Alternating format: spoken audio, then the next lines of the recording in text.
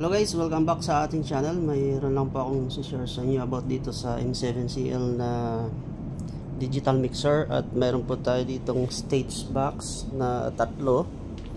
Sinet ko po yung tatlong yan about dun sa yung ID settings, no? I-share ko po sa inyo kung paano i-set. Ang model po ng ating stage box ay Yamaha, sorry sa ating cellphone dahil yun, SB168-ES Ethernet sound po ang gamit sa M7CL na stage box. Tatlo po yan. Ngayon, pagka inyo pong ginamit to sa M7CL, ang settings po yan dito sa ating dip switch. Kailangan yung ating ID ay hindi mag-duplicate.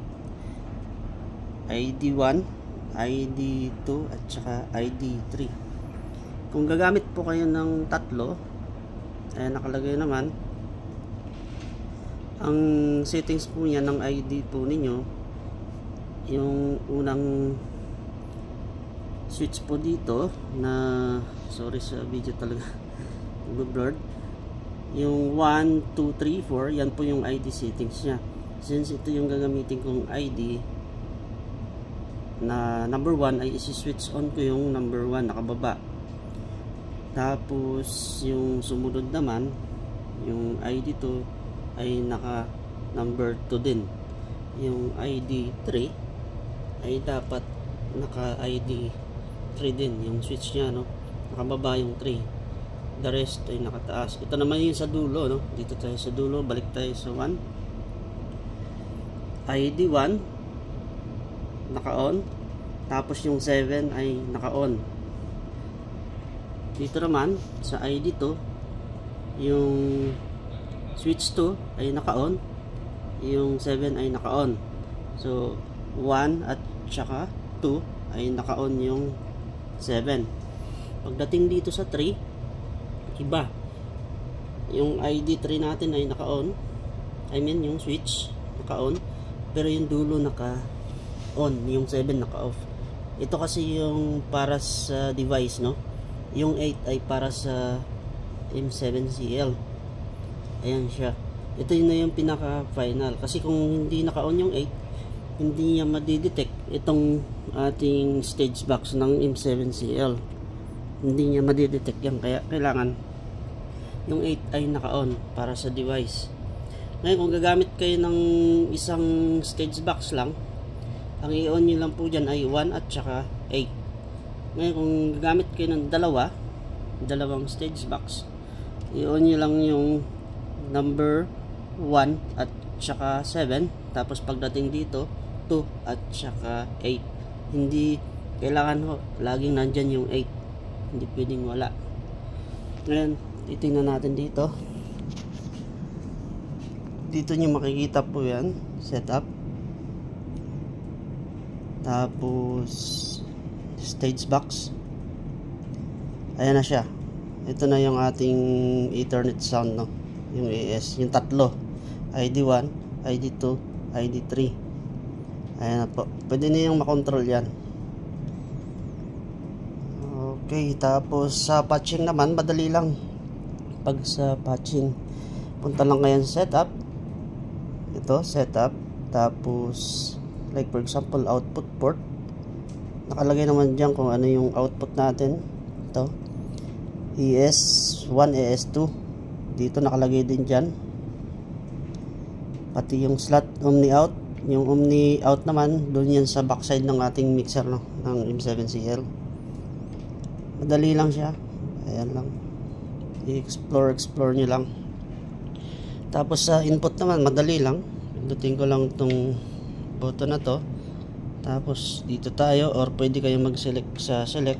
Ito, select. Pag pinindot nyo yung select, lilipat yan. Sorry. Yan, ito.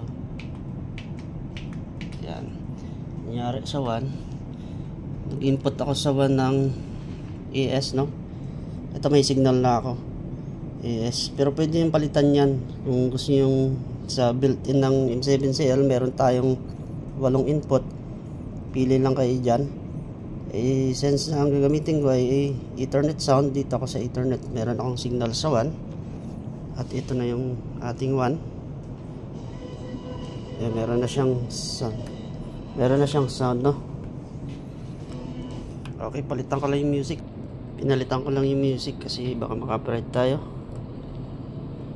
Okay, ayan, click ko lang to, yung select, para mag-view siya dito sa ating channel, no? Taasan ko lang yung gain.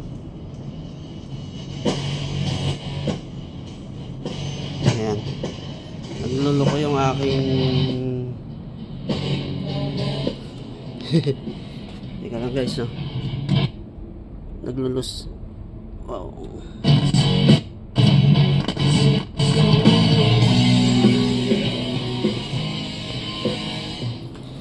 Meron akong input. Ganun lang.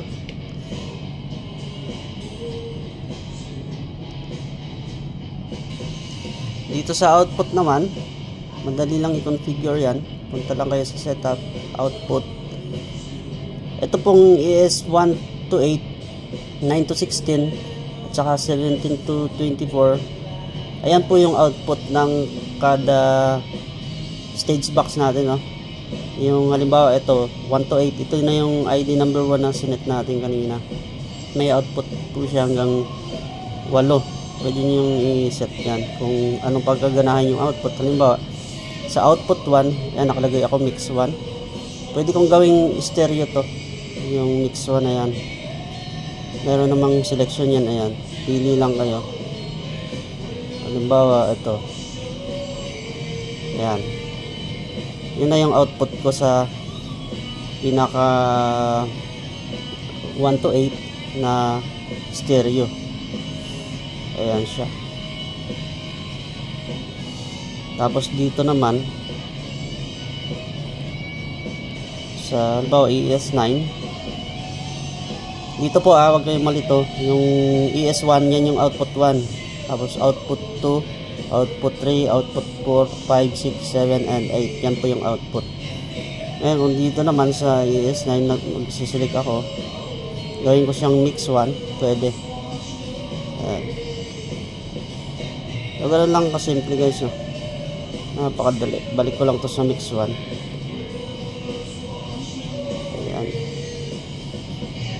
Sa input, wala namang problema. I-click nyo na lang yung select. Kung ano yung napindot yung select dito, yun na yung mag-view dito sa ating screen. At ang patching po niyan dito, click nyo lang. Kung gusto niyo sa Omni input, yung Omni input po ay ito yun. Ito, Omni input, tapos mayroong Omni output din siya. Ito yung built-in ng M7CL. Meron siyang 8 input, merong 8 output. So, ayan guys, sana ay may natutunan kayo sa video to, no? At kung ito po yung nagustuhan, huwag niyo pong kalimutang mag-like, share, at subscribe. At happy 3K subscriber po sa ating lahat. And God bless.